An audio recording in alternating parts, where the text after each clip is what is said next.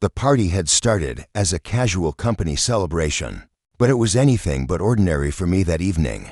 Glasses clinked, laughter echoed, and music pulsed through the room in a way that made the air feel electric. Charged with unspoken tension, I stood near the corner sipping my drink, watching the crowd while keeping my eyes on her. My wife, Miranda, she was radiant in a dress that hugged her curves perfectly, laughing with her colleagues in a way that made it clear she felt untouchable.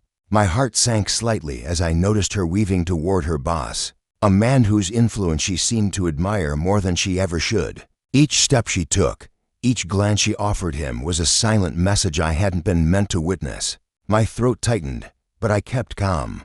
I didn't want to act rashly. There's a subtle power in watching, in waiting, in knowing that the moment of reckoning doesn't have to be loud to be devastating. Her boss caught her hand and led her to the dance floor with a confident, self-assured grin. Miranda laughed lightly at something he said, leaning in close, her face alight with flirtation. I could see the way he appreciated the attention, the way he thought he had control of the narrative. And in that instant, I realized that this wasn't just a dance. It was a challenge, a statement, a deliberate flaunt of freedom, power, and attraction, all pointed squarely at me. I didn't move. I didn't intervene. I simply observed, letting the tension build like a storm, ready to crash. I knew that patience would do what confrontation could not. It would teach the lesson far more sharply, leaving a mark she could feel deep in her bones. That's when I saw her colleague, Elise, the stunning woman who had always been confident, graceful, and observant. She noticed the scene unfolding just as I did. I watched her lips curl into a faint knowing smile as she approached Miranda casually, each step deliberate and slow as if she knew exactly what she was about to do. Leaning in close to my wife, she whispered, her voice low but perfectly audible, "Then I'll dance with your husband." The words, simple yet cutting, acted like a dagger through the air, slicing through the flirtation and amusement, leaving Miranda frozen mid-motion. Her laughter vanished, replaced by an almost tangible shock. Her eyes widened, her body stiffened, and the subtle panic began to creep in. Miranda's composure cracked almost instantly. Her confidence, the kind she had wielded like armor for years, was suddenly gone, replaced by fear. She bolted back toward me, as if my presence could shield her from the consequences of her own choices.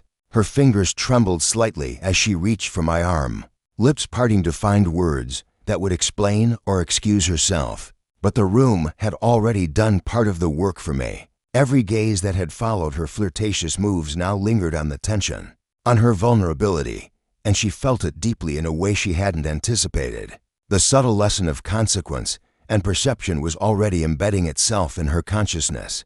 Her panic was palpable, almost theatrical, yet raw and human. It's not what it looks like," she whispered, breathless, eyes darting between me, Elise, and her boss.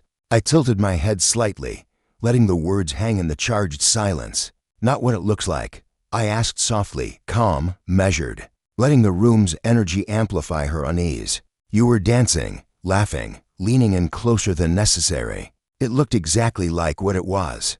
A shiver ran across her shoulders as realization dawned. She had overestimated her power, underestimated the consequences, and forgotten that perception, once manipulated, can easily turn against the manipulator. Elise, standing a step behind her, offered a small victorious smile and a raised eyebrow. The subtle, knowing presence she projected made Miranda's fear deepen. The boss, realizing something had shifted, frowned slightly, his confidence faltering. It was almost poetic. Miranda, who had aimed to display dominance and charm, now understood the fragility of appearances.